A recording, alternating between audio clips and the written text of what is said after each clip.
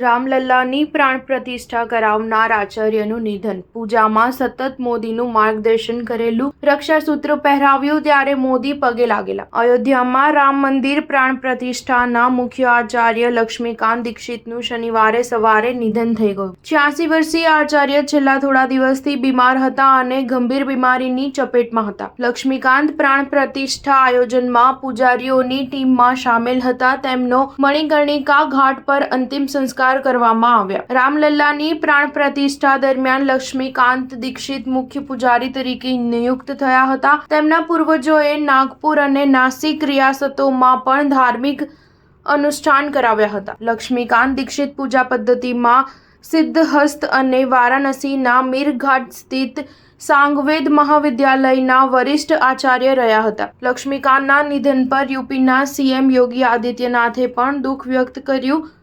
લક્ષ્મીકાંત દીક્ષિતની અધ્યક્ષતામાં 121 પંડિતોની ટીમે અયોધ્યા અનુષ્ઠાન કર્યું હતું. તેમાં કાશીના 40થી વધારે વિદ્વાન હતા, જે 16 જાન્યુઆરીથી પ્રાણ પ્રતિષ્ઠાના અનુષ્ઠાનમાં સામેલ હતા. પ્રાણ પ્રતિષ્ઠા પછી મુખ્ય પૂજારી અને આચાર્ય પંડિત લક્ષ્મીકાંત દીક્ષિતે પીએમ મોદીને રક્ષાસૂત્ર બાંધ્યું હતું. પીએમએ લક્ષ્મીકાંત દીક્ષિતને પગે લાગીને આશીર્વાદ લીધા હતા. લક્ષ્મીકાંત દીક્ષિતના નિધન પર મુખ્યમંત્રી યોગી આદિત્યનાથ, રાજસ્થાનના સીએમ ભજનલાલ શર્મા સહિત અનેક નેતાઓએ પણ દુઃખ વ્યક્ત કર્યું છે. સીએમ યોગીએ સોશિયલ મીડિયા પ્લેટફોર્મ એક્સ પર લખ્યું, કાશીના પ્રચંડ વિદ્વાન તથા શ્રી રામ જન્મભૂમિ પ્રાણ પ્રતિષ્ઠાના મુખ્ય પૂજારી વેદમૂર્તિ આચાર્ય લક્ષ્મીકાંત દીક્ષિતનું ગોલોક ગમન અધ્યાત્મ અને સાહિત્ય જગતની મોટી ખોટ. ન્યૂઝ 7 હંમેશા સચ્ચાઈની સાથે.